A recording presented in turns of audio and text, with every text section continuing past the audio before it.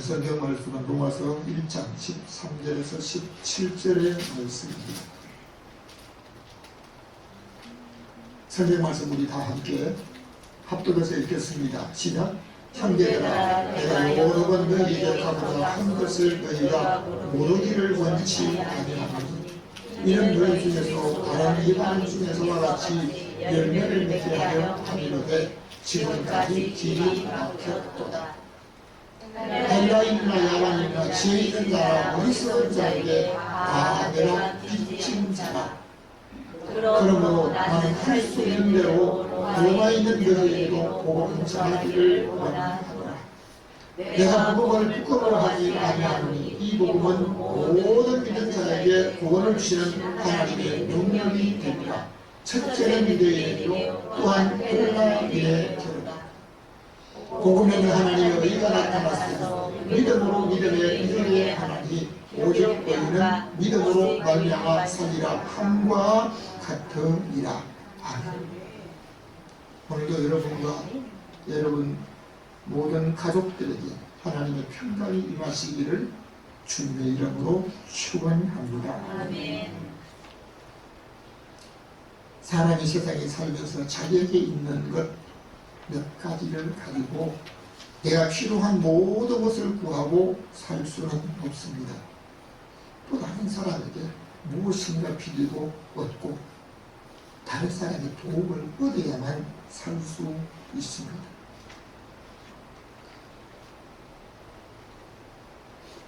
우리가 살아가는데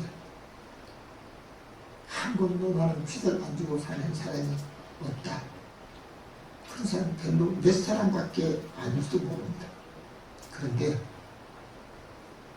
나는 평생 빚지고 평생을 갚아도 갚을 수 없는 빚진 인생으로 살아가는 이 삶을 어떻게 빚을 갚을까? 저는 지난 주간에 어떤 분이 책을 하나 주어서 그 책을 하나 읽었습니다. 일본에 사회복음운동의 아버지라고 하는 이분은요, 하천풍원이라고 하는 책이 좀 작지 않아요. 근데 이 책을 너무 부담돼서 읽지 않으려고 하다가 그래도 나한테 꼭 읽으라고 부탁하는데 읽어야 되겠다라고 하면서 읽었는데요. 네. 이분의 생애를 보다가 내가 참으로 덤으로 사는 인생이다 하는 것을 다시 한번 깨달았습니다. 4살 먹었을 때 아버지가 한 달 간격으로 다 돌아가셔서 남의 손에 의해서 양육을 받고 자라게 되었는데요.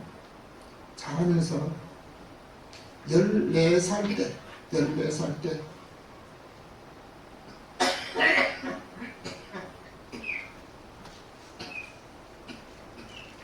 질병에 있는 자기의 모습을 보았는데요. 흉부질환, 가슴에 질병이 있는데요. 그 질병이 폐렴이었다고 합니다. 그 한 가지 병만 있는 게 아니고 심장병이 있었고 카테를 했다 하는 겁니다. 폐가 나빠진 것으로 끝나지 않고 기관지가 나빴고 축농증이 있어서 문제가 생겼는데요. 신경 쇠약에 걸리고 영양실조로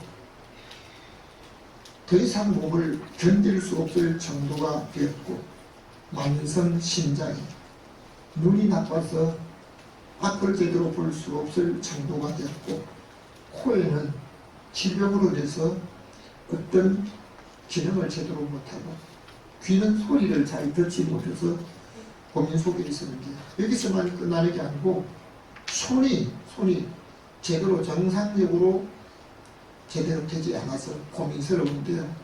거기서만 멈추는 게 아니고 발에 문제가 생겨서 그럴 때마다 문제가 생기고 넘어지는 부분이 되었는데 전도하다가 쓰러져서 병원에 가서 진단을 받았더니 페이드라고 하는 병이 있다 하는 거예요. 그게 무슨 병이냐면 가슴의 통증과 함께 호흡곤란과 각혈과 전신에 발진이 생기는 병이라고 봅니다.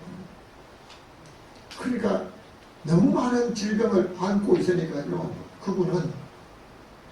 이분은 가슴 이분이 난 어차피 죽을 사람이기 때문에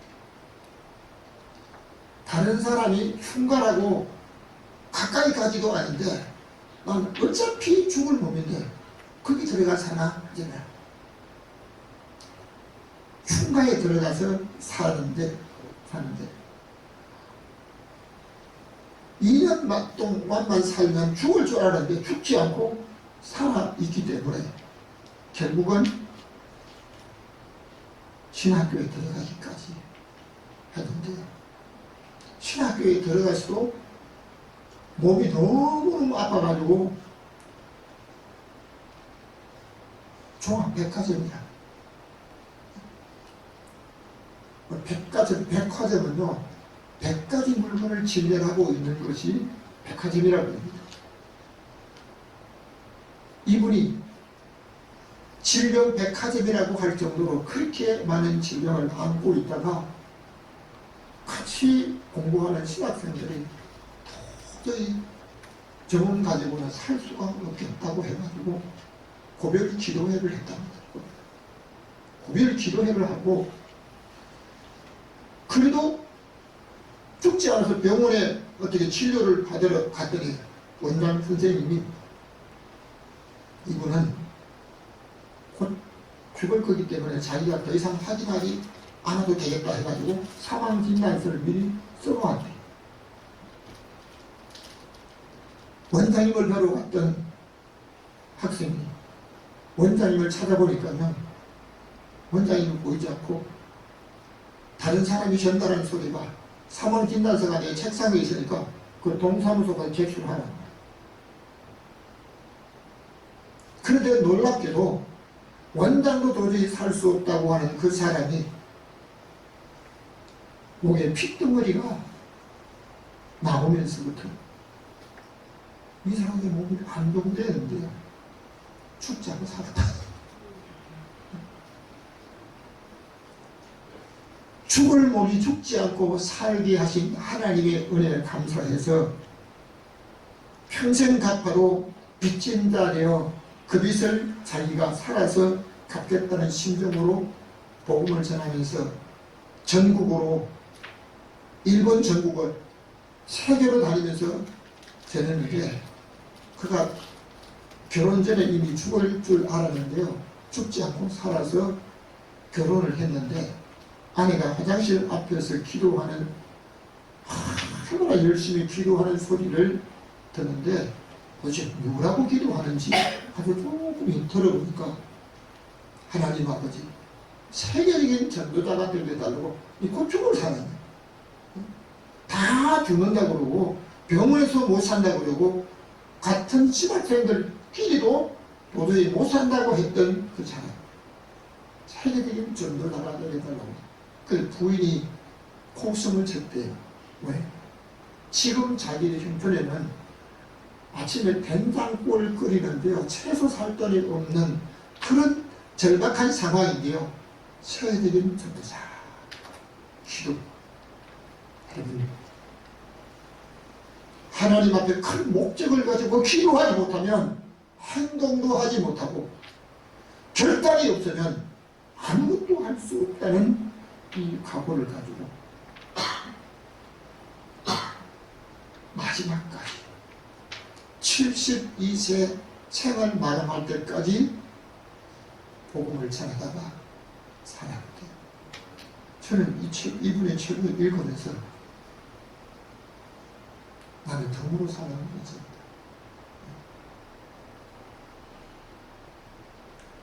읽기를 원하신 분에게는 빌려드리겠습니다.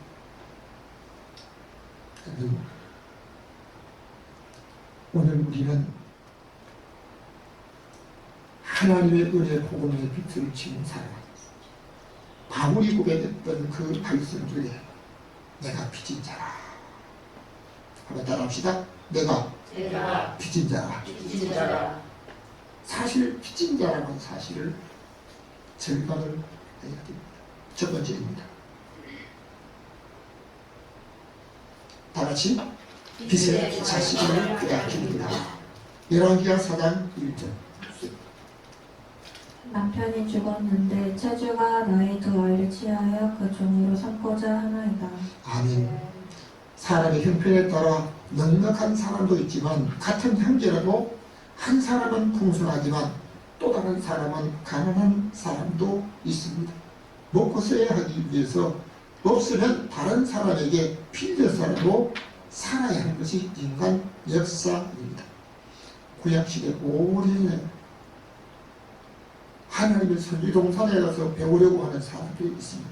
그런데 넉넉한 사람들이 다 배우고 인품이 다 갖춰진 사람 배운 게 아니고요. 아주 가난하고 힘들어지고 가난하죠.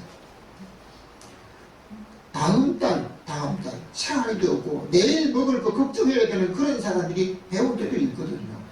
근데 이 사람이 아들이 2명 있는데요. 선지학교에 가서 공부를 합니다. 근데 그렇게 공부를 한 사람은 건강한 사람이 되는 것이 아니고요. 질병으로 앓다가 견디다 못해서 아들 2명 두고 부인을 두고 신학 공부를 다 마치지 못해서 생활을 안 합니다. 저는 신학 공부를 할 때 제 동생 중에서 졸업을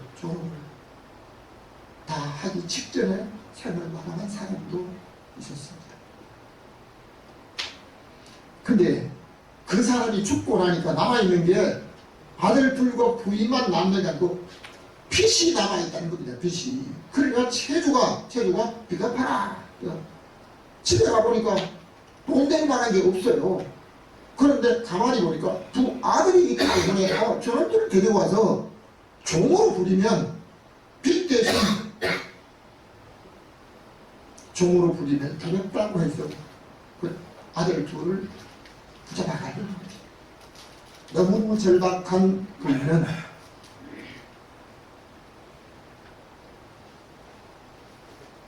선생님이었던 엘리사 선생님이 찾아갑니다. 내 남편이 하나님의 천지 동산에서 공부를 하다가 돌아간 거 알잖아요. 근데 문제는 남아있는 빚이 이 자식들 2, 아들 2를 체주가 데려가게 만나는 겁니다. 어떻게 해요? 빚을 못 갚게 되면 자식까지 뺏겨야 되는 것이 그 당시에 상황이 되었습니다.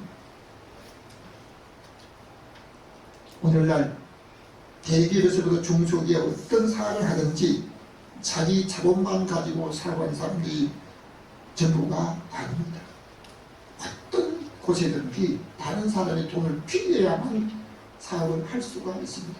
그래서 한 가지 재미있는 이야기는 남의 돈이라도 잘 빌리는 사람이 사업을 잘 할 수 있다는 말도 하기도 합니다.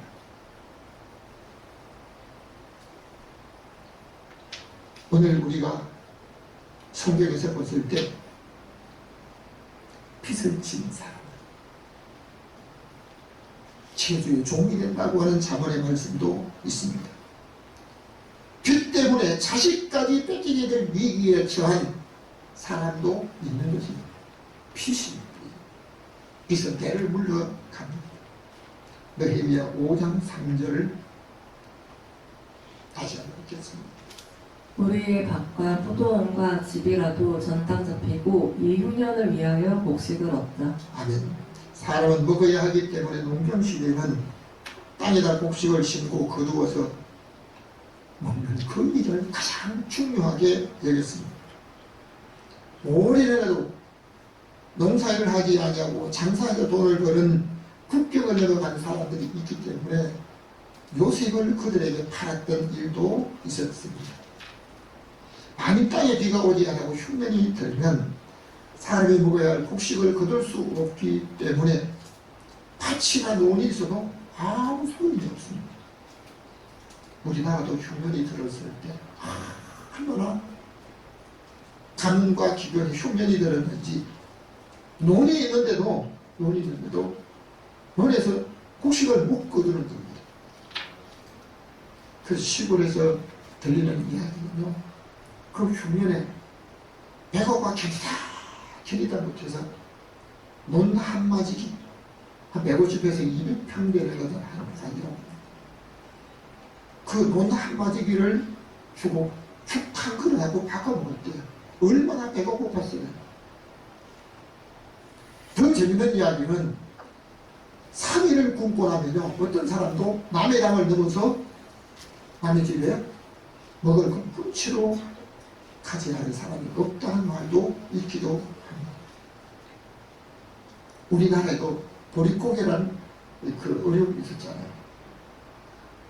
보리삭을 추수하기 전에 그때는 이 먹을 준비해놓은 게 다 떨어지고 없습니다. 부잣집에는 쌀떡에 아니면 곡식 창고에 곡식이 있지만 가난한 집에는 먹을 게 없습니다. 그럼 어떻게 해요? 봄에 남의 집에 보리쌀을 얻어먹고 가을에 쌀로 갚아줘야 되는 것이 시골의 생활들이었습니다.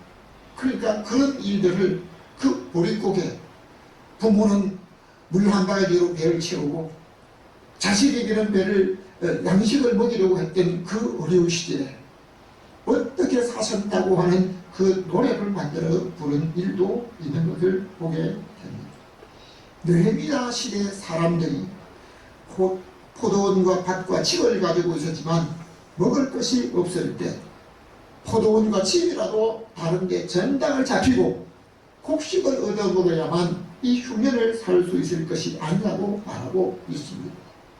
과거에는 은행이 없기 때문에 재물 있는 사람 개인적으로 전당포를 만들고 다른 물건을 접히고 빌려주는 일도 있습니다. 옷을 접히기도 하고 때로는 포도원을 접히기도 하고 또는 집을 담보로 하기도 합니다. 강원도 정선이라는 곳에 어떤 일이 한번 갔더니요, 그 전당포가 많이 있더라고요. 거기는 카지노가 있는데요, 그 카지노에 놀러 와서 그 게임에 빠져있는 사람들이요, 자기가 새로 산 자동차를 타고 갔는데 그 차를 담보로 해서 돈을 빌려가지고 장난을 하는 사람들이 있는 거예요. 그것을 알고 전당포마다 차 전당자가 줍니다. 결국은 돈을 다 잃어버리고 차도 찾지 못하고 집에 돌아오지 못하고 그 부근에 배회하는 사람들이 있다는 이야기도 들었습니다. 빚을 지면 자식까지 빼앗기고 밭이나 집과 모든 포도원도 뺏기는 것이 빚진 자의 모습입니다. 두 번째입니다. 함께 읽겠습니다. 빚을 반드시 갚아야 합니다. 13절 말씀. 형제들아, 내가 여러 번 너희에게 가고자 한 것을 너희가 모르기를 원치 아니하노니. 아멘. 어제도 필리핀 선교사가 자기에게 맡기는 사역에 갔다가 몸이 아파서 회의했던 일을 중단하고 급히 한국으로 온다는 말을 들었습니다. 저는 몸이 아직 회복되지 못하는데 왜 그렇게 아픈 몸을 가지고 가야 하느냐고 했더니요, 이것이 자기가 주어진 사명이기 때문에 아파도 가야 된다. 어렵고 힘든 생활을 하는 필리핀의 사람들에게 복음 전하는 것이 하나님의 은혜로 빚을 갚는 심정으로 할 수밖에 없다고 하는 말을 들었습니다. 오늘 성경의 바울은 로마에서 하나님의 사랑하심을 입고 성도로 부르심을 입은 모든 자들에게 하나님 우리 아버지와 주 예수 그리스도로부터 평강이 너희에게 임하기를 원한다고. 여러분, 몸이 건강하면 마음이 평안합니까? 물질이 되게 풍부하면 마음이 평안해집니까? 세상에 권력을 잡은 사람이 마음에 평강이 있다고 믿으십니까? 여러분, 오늘 우리가 하나님의 은혜를 잊지 아니하게 되면 예수 그리스도의 평강이 우리에게 없다고 하면 우리는 어떤 것을 가지고 건강하고 오래도록 장수한다고 해도 진정한 평안을 누릴 수가 없습니다. 오늘 우리 하나님 앞에 예배하는 사랑하는 성도 여러분, 오늘 우리 하나님께서 우리에게 은혜를 베푸시기 원하는데 바울은 내가 너희에게 가고자 한 것을 너희가 모르기를 원치 알기를 원한다 라고 말합니다. 왜 바울이 로마에 있는 성도들에게 가지고 하였습니까? 그들에게 가려고 한 목적은 그들에게 열매를 맺게 하기 위한 목적이 있다고 말하고 있습니다. 바울은 로마에서 참수를 당한 있어요. 참수는요, 목이 잘리는 거예요. 나이가 많아 노화나 죽는 것이 아니라 생명에 있는 그 몸 그들의 목이 잘려서 참수를 당한 곳이 로마입니다. 근데 바울은 로마에 있는 성도들에게 크게 간구했던 것을 볼 수 있습니다. 오늘 믿음으로 구원받아 영원한 지옥의 멸망이 아닌 영생을 선물로 받은 저와 여러분, 하늘에 소망이 있는 줄로 믿습니다. 저는 요즘도 자다가 잠을 깨면요, 만일 내일이 없다면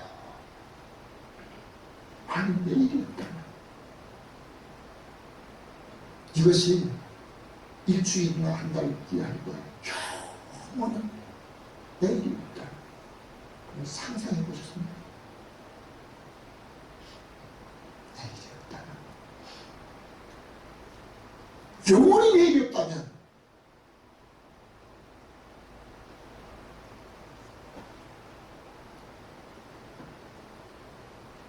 하나님께서 오늘 저와 여러분에게 내게 소망 주심을 감사하시기를 바랍니다.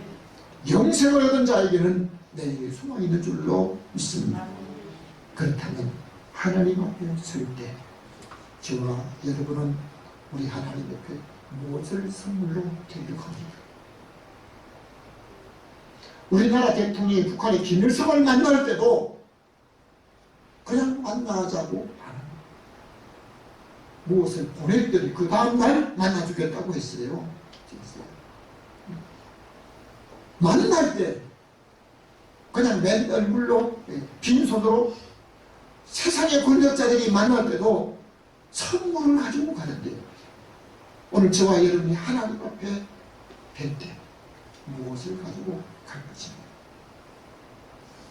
지금 살아있을 때 주님이 원하시는 복음은 나만 구원받는 것으로 끝나지 않고 나로 인해서 또 다른 사람을 구원하는 그 일말을 하나님 앞에 드릴 수 있는 사람으로 살아야 될 줄로 믿습니다. 우리 주님께서 그 생명의 핏값을 저와 여러분에게 차별을 하시는데, 오늘 내가 옆에 있는 사람에게, 내가 만나는 사람에게 내가 영원한 소망과 영생의 소망을 가지고 있는데도 그 사람이 영원한 지옥으로 가는 그것을 보고도 아무 말이 없다고 한다면 하나님께서는 그 사람은 죄로 인해서 멸망을 받지만 그 사람의 생명의 핏값을 내게서 찾겠다고 말씀하고 있다는 사실을 믿으셔야 합니다. 빌립보서 1장 19절입니다. 나 바울이 내 자신으로 내게 빚진 것을 내가 말하지 아니하노라. 아멘. 빌레몬은 바울이 빌레몬의 종으로 있던 오네시모를 위하여 보냈던 편지인데요. 그 편지는 한 장으로 되어 있습니다. 짧은 것인데요, 빌레몬에게 부탁을 합니다. 바울이 마음대로 할 수 없었던 일 중에 하나는 빌레몬의 종이었던 사람이 복음 때문에 감옥에 들어와 있는 바울을 만나게 되었습니다. 그 사람이 바로 오네시모라는 사람인데요, 오네시모는 자기 주인 빌레몬에게 죄를 지고 경제적인 손해를 입히고 아마 도둑 주인의 돈을 훔쳐서 나왔는지는 모르지만 주인에게 손을 끼치고 나왔다가 감옥에서 바울을 만나게 되었습니다. 그 당시 종의 생명은 주인의 손에 있기 때문에 임금이라도 종으로 있는 사람의 생명을 완전히 할 수 없는 거예요. 주인의 손에 있기 때문에.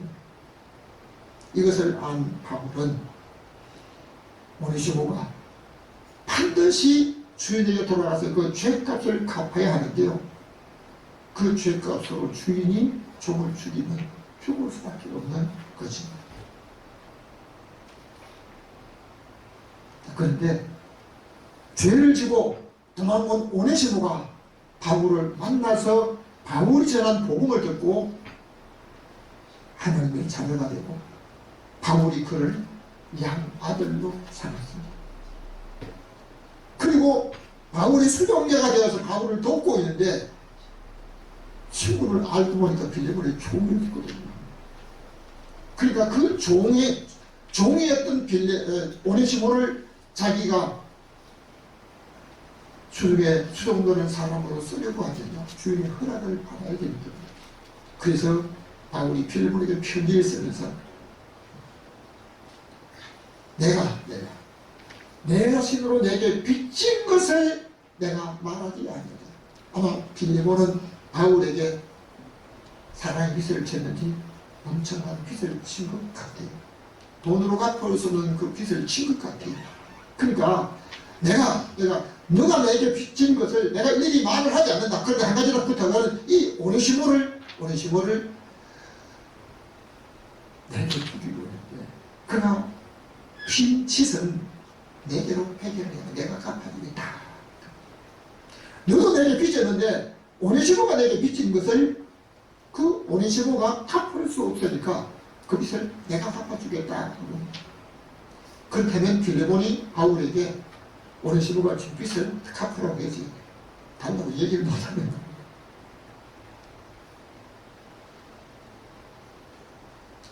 여러분, 빚을 진 것은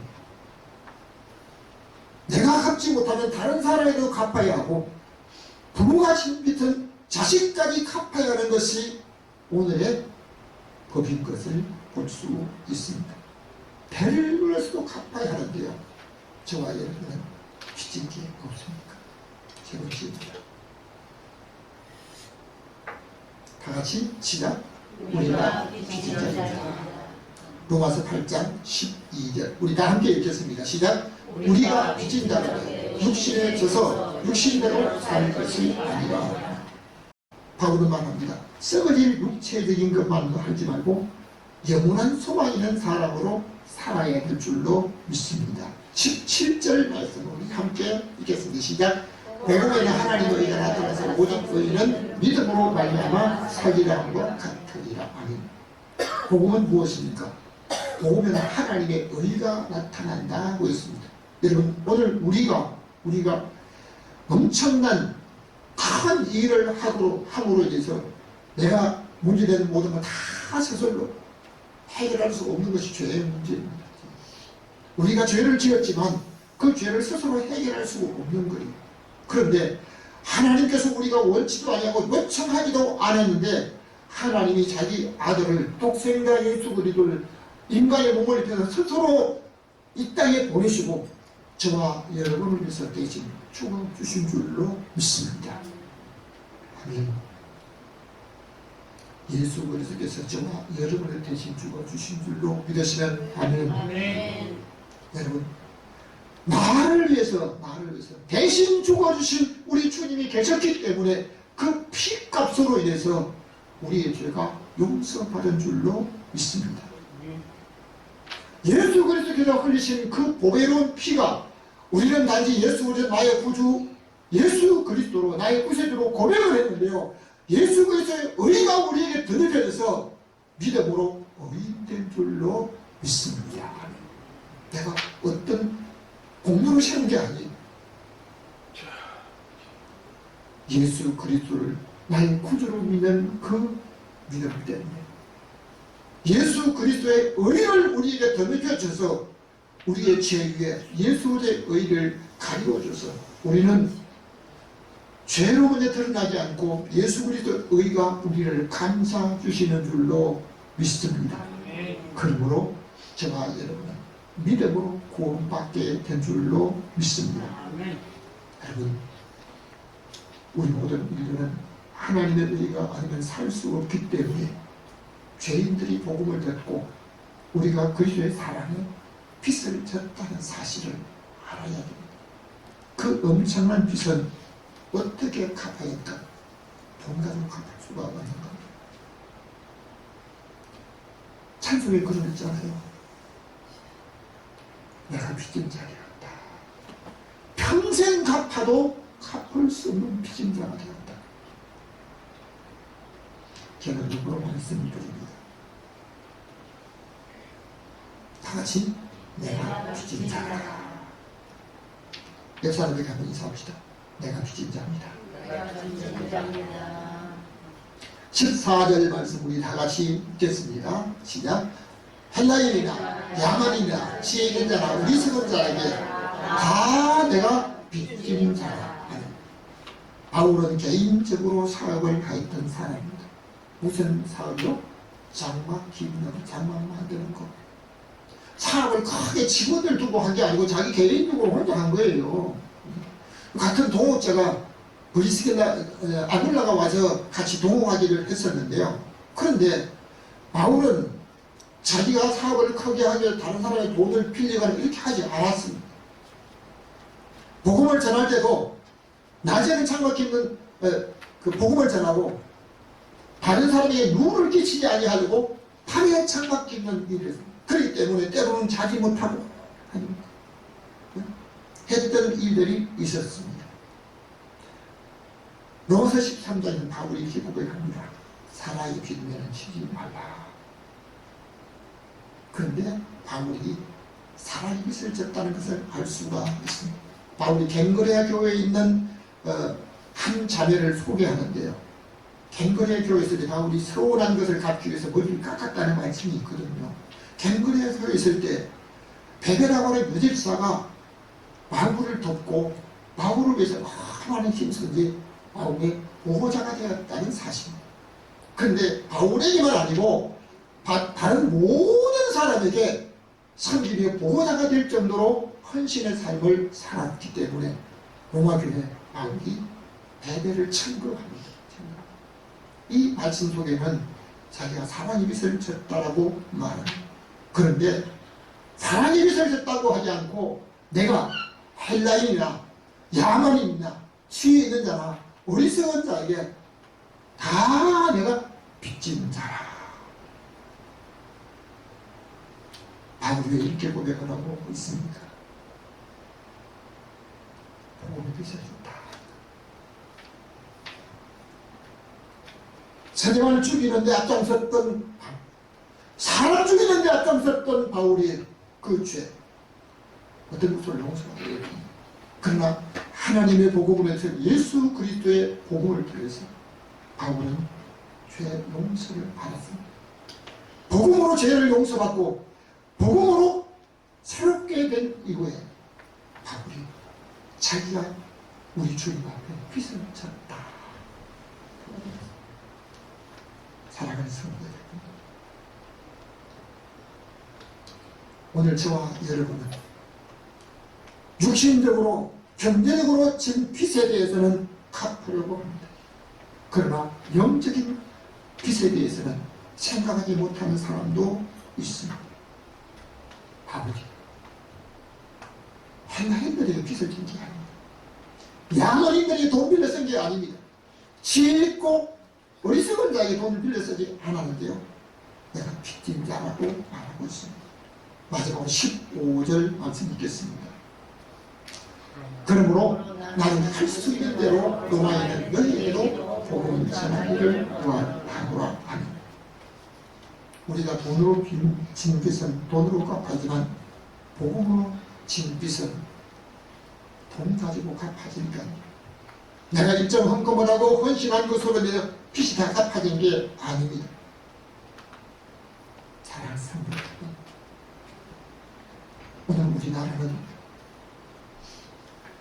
세계 OECD 국가 중에서 경제 10위권에 들어가고 있지만 과거 우리나라에는요, 선진국에서 코리아 한국이라는 나라는 어디 있는지 어느 정도인지도 윤곽이 드러나지 않는 나라입니다.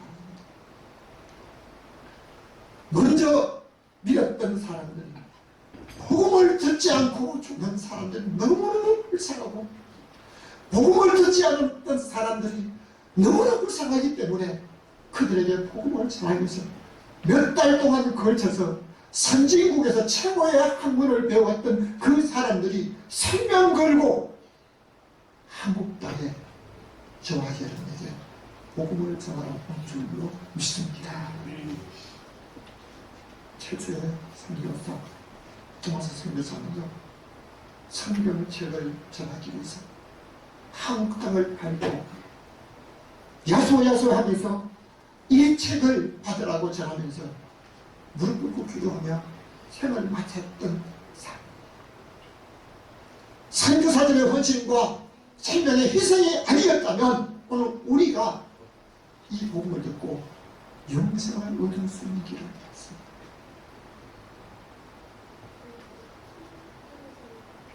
바로는 로마인 너희에게 복음 전하기를 원한다는 것은 핏을 가리는 심정,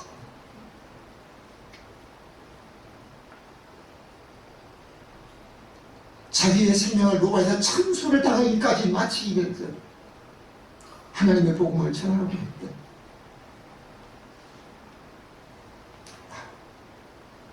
여러분, 오늘 하나님 앞에 예배하는 것이 영광으로 끝나는 게 아닙니다. 장차 우리 하나님 앞에 서게 될 때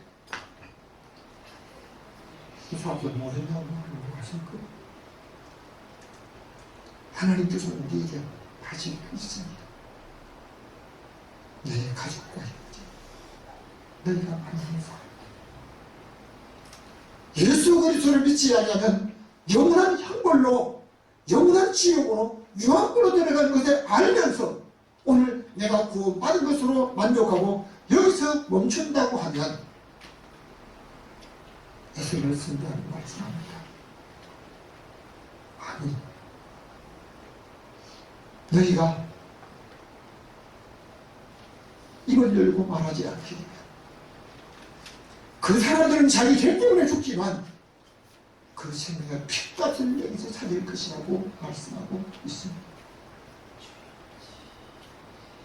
여러분은 복음을 통해서 영생을 선물로 받았지만 그 빚을 저와 여러분 어떻게 갚아먹습니까? 하나님 그리스도의 복음을 듣고 나니까요, 그 빚을 갚는 심령으로 온갖 질병에 죽을 고통을 겪으면서 마지막 죽기까지 이 복음을 전해야 한다는 그 사실을 전하면서 살았던 한 책의 모습. 오늘 우리 교회가 선교관을 안 데려가는 이유 중에 한 가지도 우리 교회가 그거에 대해서 경제적인 이익을 얻으려고 하는 게 아니고 우리 하나님 앞에 복음의 빚을 갚기 위한 한 가지 모습 속에 있는 것이었고, 여러분, 천하도도 귀한 생명 한 영혼을 구원하는 일에 저와 여러분 기도하고 있습니까? 힘이 없고 아주 가난하게 될 때 세계적인 전도자가 되겠다고 기도했던 여러분, 하나님 앞에 하나님 아버지 나도 한 영혼을 우리 하나님 앞에 올릴 수 있도록, 나도 우리 가족의 영혼을 우리 하나님 앞에 올릴 수 있도록 구원받지 못한 영혼, 나 한마디 말 때문에, 한 고백 때문에 그들이 구원받을 수 있도록 전하기를 원하는 것이 하나님의 뜻인 줄로 믿습니다. 하나님은 지금도 모든 사람이 구원을 받으며 진리를 안에 이르기를 원하신다고 하는데요, 저는 여러분의 오늘 나은 사람은 구원받은 것으로 만족하고 있습니까? 바울이 내가 빚진 자라고 한 그 빚은 경제적인 빚이 아니라 복음의 빚을 말하고 있어. 이것은 저와 여러분도 복음의 빚을 졌기 때문에 이 빚을 내가 다른 사람에게 주여 입을 열어 말하게 하여 주옵소서 기도하시기를 부탁합니다. 하나님 아버지, 올해 한 영혼이라도 내가 만난 사람에게 이 복음을 전해서 우리 주님 앞에 빚 갚는 심령으로 살아가기를 바랍니다. 제가 이 책을 보면서 살리는 목적이 건강에서 우리는 어떠한 곳에서 아무리 건강하게 살아도 변면의 한계를 전하고 있는데 마지막에 주님 앞에 설 때 그 빛을 우리 하나님의 강력 심령으로 살아가는 자에게